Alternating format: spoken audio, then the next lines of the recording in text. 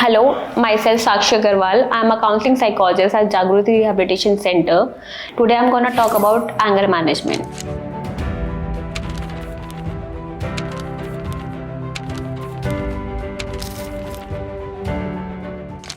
So we are gonna talk about anger. Anger मतलब गुस्सा. गुस्सा हम सबको आता है, जैसे कि हमारी रोज़मर्रा की ज़िंदगी में भी हम बहुत जल्दी गुस्सा हो जाते हैं.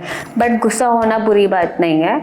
और फीलिंग्स की तरह गुस्सा भी एक फीलिंग है, एंगर भी एक इमोशन है जिसको हमको एड्रेस करना बहुत ज़रूरी है. दूसरे इमोशन जैसे कि हमारा खुश होना, हमारा दुखी होना, ही इक्वली इम्पॉर्टेंट है हमारे गुस्से होने से. जब हम किसी को प्यार करते हैं तो हम बताते हैं, जब हम खुश होते हैं तो हम दिखाते हैं. तो ऐसे गुस्सा दिखाना भी ज़रूरी है. हमको अपने गुस्से को छुपाना नहीं चाहिए. बॉटल अप करने से हम आगे जाके और गुस्सा करेंगे, उसी बात को लेकर और फ्रस्ट्रेट हो जाएंगे, जो कि हमको स्ट्रेस कॉज कर सकता है. गुस्सा हमें कई कारणवश आ सकता है और बहुत चीज़ों पे इफ़ेक्ट कर सकता है, जैसे कि हमारा मेंटल हेल्थ पे दिक्कत आ सकता है गुस्से से, हमारे फिजिकल हेल्थ पे इफ़ेक्ट हो सकता है, हमारे रिलेशनशिप्स ख़राब हो सकते हैं गुस्से की वजह से, और हम अपना करियर भी कहीं ना कहीं ख़राब कर लेते हैं जब हम ज़्यादा गुस्से में आते हैं.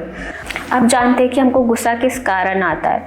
गुस्सा हमें आता है स्ट्रेसफुल सिचुएशंस के अंदर, जब हम ओवर जनरलाइज कर लेते हैं चीज़ों को, ओवर एनालाइज करते हैं.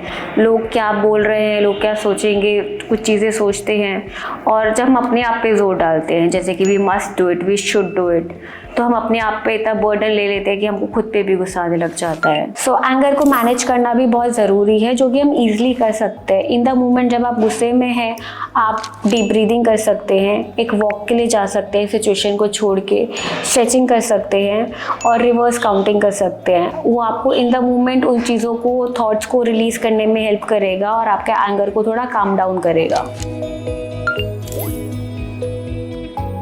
These were the short-term reliefs.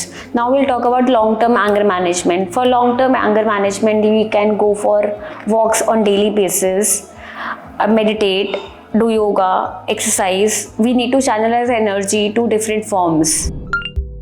Let's talk about some healthy ways to channelize your anger. First, be in the moment, be present. Second, know your priorities. Third, get enough sleep. Fourth, talk to someone you trust. Fifth, be forgiving. There are many ways to manage your anger. It can be either healthy or unhealthy. Talking about unhealthy ways of managing your anger can include suppressing your feelings, being violent and aggressive, indulging in substance abuse and alcohol use. अगर आपको गुस्सा आ रहा है तो आप इन unhealthy ways को avoid करके short term anger management technique use कर सकते हैं. And being resistance by practising long term anger management technique is a better way to deal with your anger. If you or any of your loved one is going through some mental health difficulties, you can contact Jagruti Rehabilitation Center.